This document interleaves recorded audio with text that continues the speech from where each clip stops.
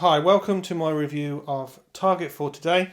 Bombers over the Reich 42 to 45, published by Legion Wargames. If you, like me, played B-17 Queen of the Skies from Avalon Hill in the past, you'll be familiar with this style of wargame. It is I would describe as a narrative-led wargame, and in many ways it's very similar to Queen of the Skies. But if you've never played that game, don't worry, you don't need to have played that game or be familiar with it to enjoy this game. So let's have a look at what you get in the game. First up, the rulebook. 40 odd pages for the rulebook. Don't be intimidated by that. Don't be put off by that. The actual, in my opinion, for me, the game is pretty straightforward to play. I've had this pretty much since it came out. I remember reading through the rulebook. I don't remember ever having any problems with it. It is quite dense. It's black and white. The paper's quite nice. It's, I would say, for the overall very well written, nicely edited, well laid out. It's very methodical. It talks you through how to start a mission, tells you how to play a mission, how combat works, etc., etc. All that good stuff. And then it sort of, as you go through, you'll get into, when you actually get into the target zone, and I'll talk more about that when we have a look at the boards, what happens when you land, and then a massive, then you're up to page 27, then you're into the optional rules. So when we say it's 40 pages, I'm sure one of those pages is a cover. The vast majority of it, or half of it, just over half of it, is the core rules, and then you get a whole bunch of optional rules, and there's a massive bunch of them. Some of them I've used, some of them I haven't, depending on your personal taste. Overall, I would say, I would describe the rulebook as it's very complete, it's nicely done. It doesn't have any, as I recall, doesn't have any real examples of play, but it does a good job of methodically talking you through how to set up your game, how to run your game, sort of step by step. And occasionally, if I haven't played the game for a while, I might just skim through some of the rules again. But broadly speaking, once you've got the rules down, very rare I've ever had to refer back to the rulebook, I'll be honest with you. And because of the importance and the narrative of the game, if ever I'm not sure, I'll just go with the narrative where I think it should go. But a very complete rulebook, nicely done. Good job. Now, this is one of the rulebooks, I guess you call it, or basically book of tables. And I'm going to start off with this one, slightly in reverse order actually, because this is the one you're going to use the most. And every time you play through the game, you're going to be using this book. What this book does, as you go on a mission, this book, you'll go through through each page, chart by chart, I would describe it. So it talks you through the pre-mission, talks you about takeoff, irrespective of what plane and what mission you're doing. Talks about when you're going through the different zones, and I'll talk more about that when we look at the board. If you encounter any enemy encounters, and then what those enemy types would be, depending on their resistance. And it gives me a good opportunity to sort of talk about this game in the sense of this is very much a chart-driven game. You are going to go through a series of charts, the same charts over and over and over again as you play different missions. When you encounter the enemies, which you absolutely going to do, it shows you on this chart, for example, what of your gun emplacements for if you're playing as a B-17 or B-24. And I'll be honest with you, I only really ever play as a B-17. I've played a B-24 a couple of times. You will be determining where the enemy are in relation to you, and then which one of your guns can be used to fire against it. And there's a chart for that. And there's a chart for the resolution of that fire. There's a chart for the damage against the enemy that you're hitting or not, etc., etc. And it goes on and on like that. So when we describe it as a narrative-led game, it's a narrative led through the charts. It's at its brass tacks, at a functional level, like actual mechanics of the game. This is a game about going through a series of charts, rolling the dice on those charts to determine what happens, and then let the narrative play out in your imagination based on what's happening with the charts. So, for example, there's another book full of charts for what happens when you get hit. When your plane gets hit by the enemy fire, you refer to this book of charts, and you'll determine what happens by using the charts. So, for example, here we've got B-17. This is the plane I mostly use. Why the B-17? Well, I'm from Lincolnshire here in the UK. Not far from Cambridgeshire and Norfolk. For those of you, and Suffolk, not for those of you who know your military history around the United States Air Force here in the UK. A lot of them were based here. There's a strong, rich heritage between the UK and the American Air Force. And I grew up as a little boy with a massive love of B-17 bombers.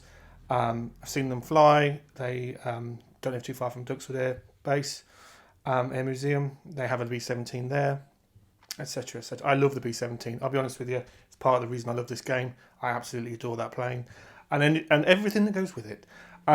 So, for example, in this book, when you get hit, which you will, when your plane gets hit, and it'll get hit extensively, you're going to use the charts to determine what part of the plane is hit. That depends on the area or location of the enemy that's hitting you, and you're going to roll to see what happens when you get hit. And there's a number of charts, and it's a very detailed game.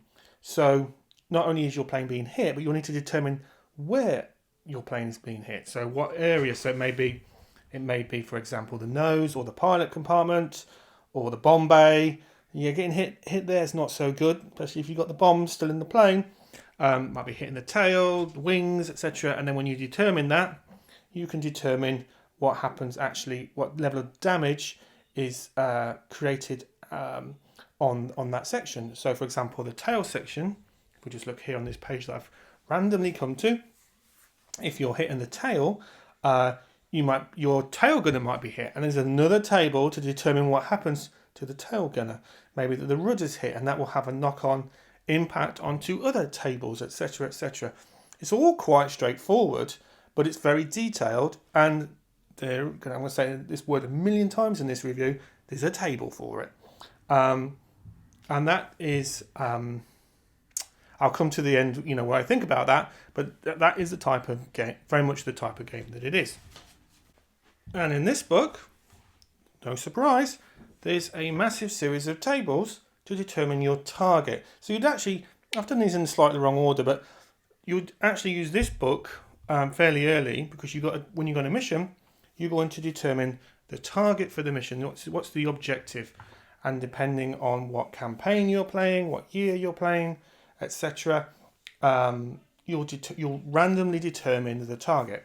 So let's say, for example, you'll determine what the target type is. So let's do campaign 1, for example, which is where a lot of people start. Makes sense. If we look at Antwerp, the type is industry. So if I rolled 1d100, I roll that. It's Antwerp and industry.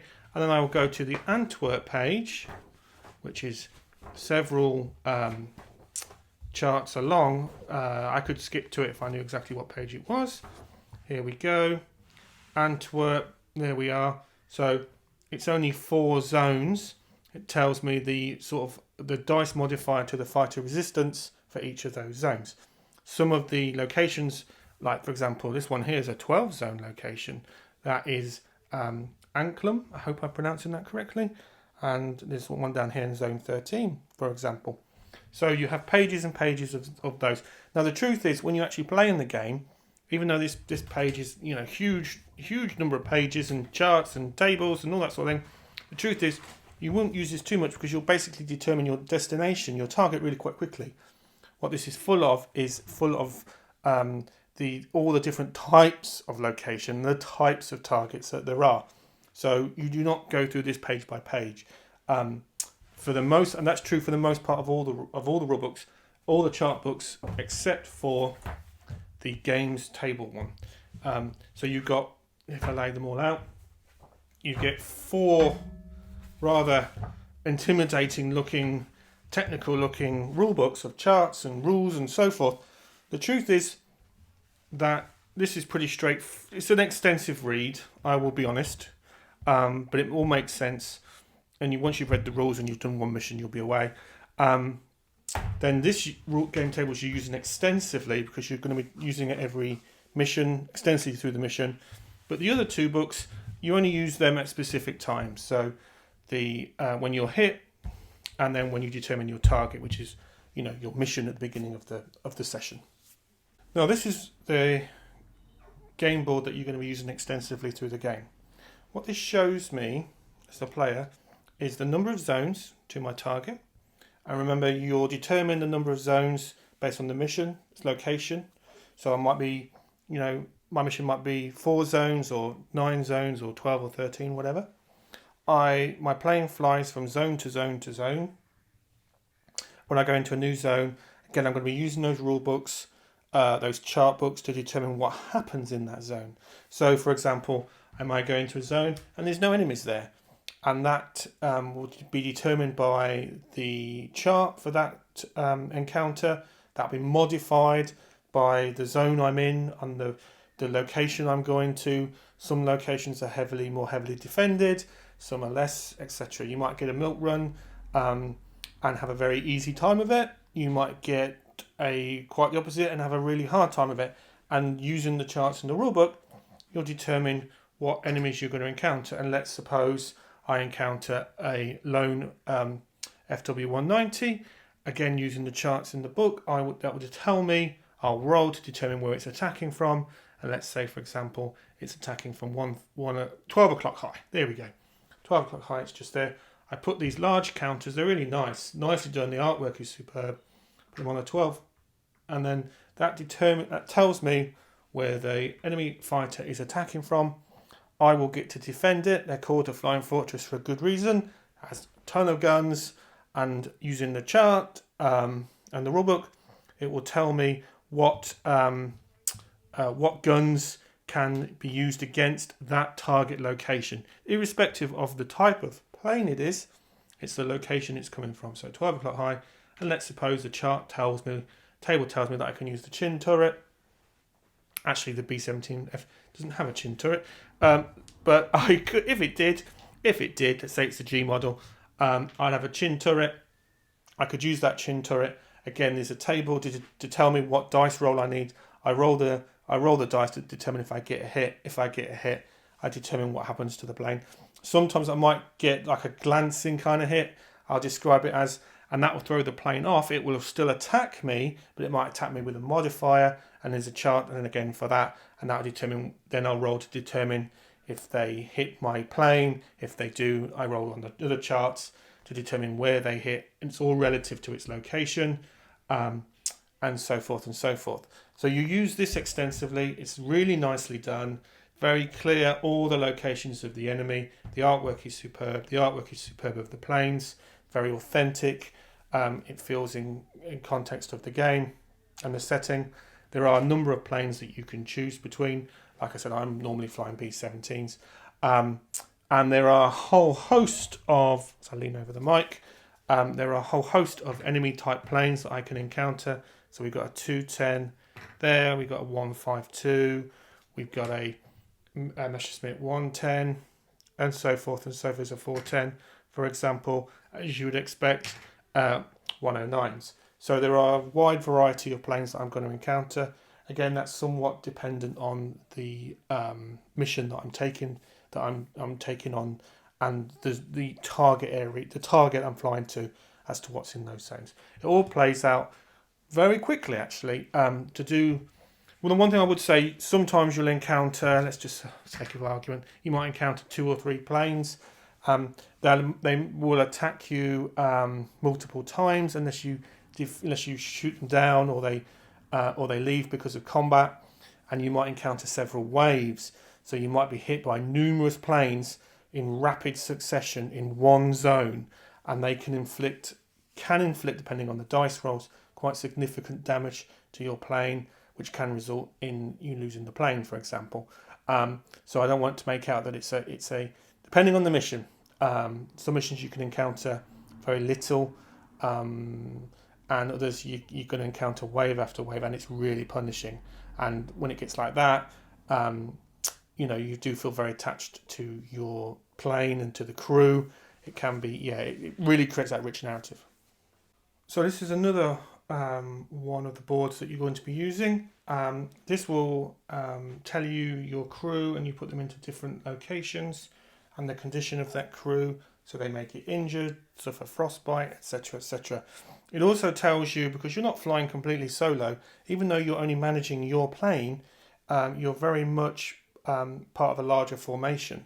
So it will tell you where your plane is in relation to the formation that you're in, which is quite interesting and has a gameplay impact.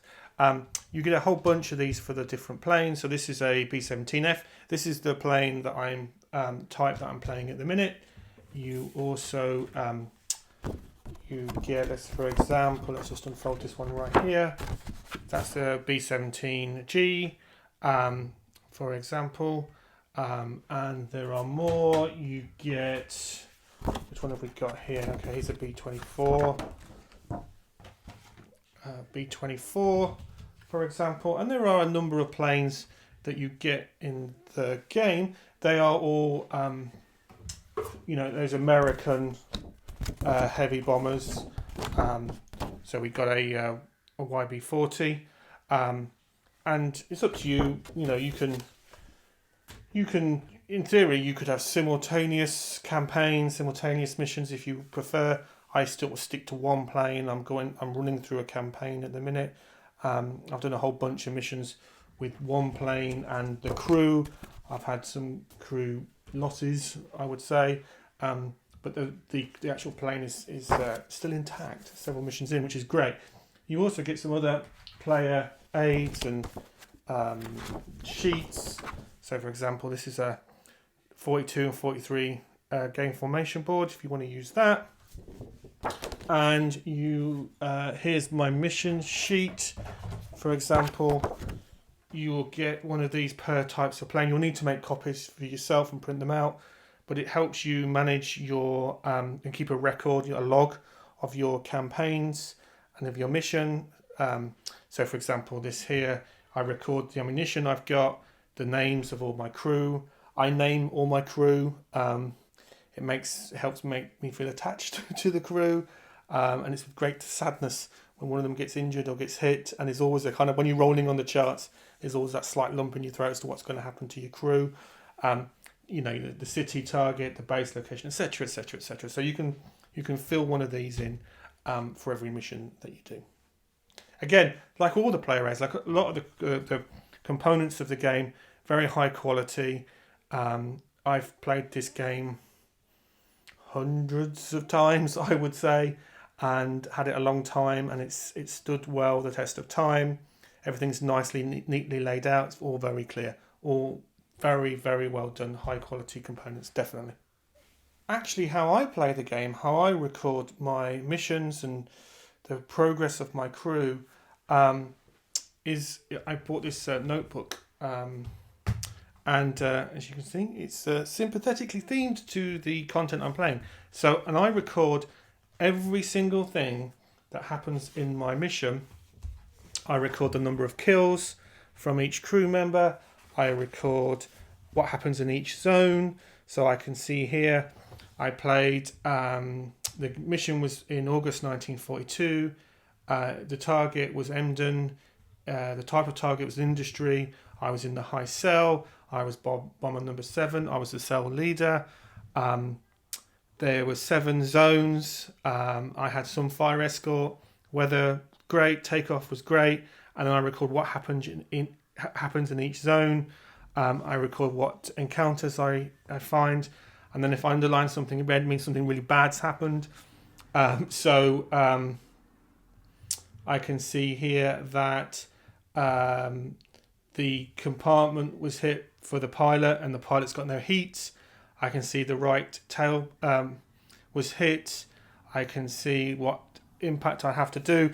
Most importantly, I can see here that my bomb bay was hit and I have to release the bomb bay doors manually.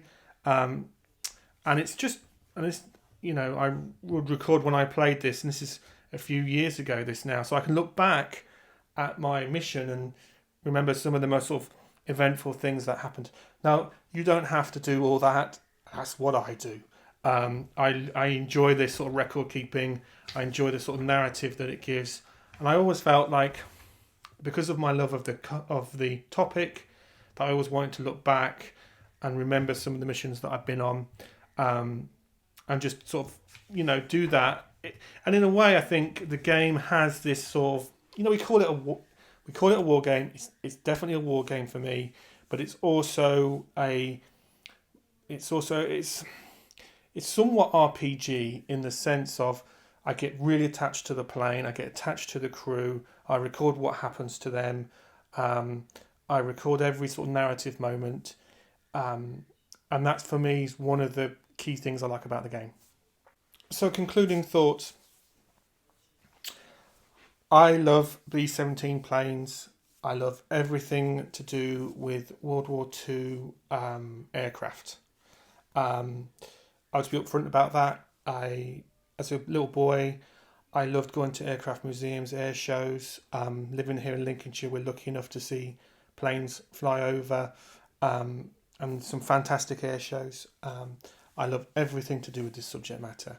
When I was younger, I loved Queen of the Skies because I love planes, and the game gave me with my imagination, the construct to imagine my crew, my bomber, and the trials and tribulations that they went through on a mission. So I absolutely adore all of that. I like all the components. I love, they're great, hard wearing. I can honestly say I have played this game, in terms of number of game sessions, this is one of those games in my collection that probably had the most number of gameplay sessions. There are other narrative-led war games that I love equally, and it's very rare a week goes by where I do not play one type of what I would describe as a narrative war game. So we've got this one. There's a sequel, Target for Tonight. There's the Hunters series, and many others, and I love them all for that reason. They're straightforward. Once you understand the mechanics and the flow, I can honestly say I very, very rarely have to refer to a rulebook. I will be using the tables books all the time. So I like that. I like the fact that you can learn how to play the game and then you're away. And from my experience, you'll learn it in one session. You'll learn it on one mission. You'll go through the zones.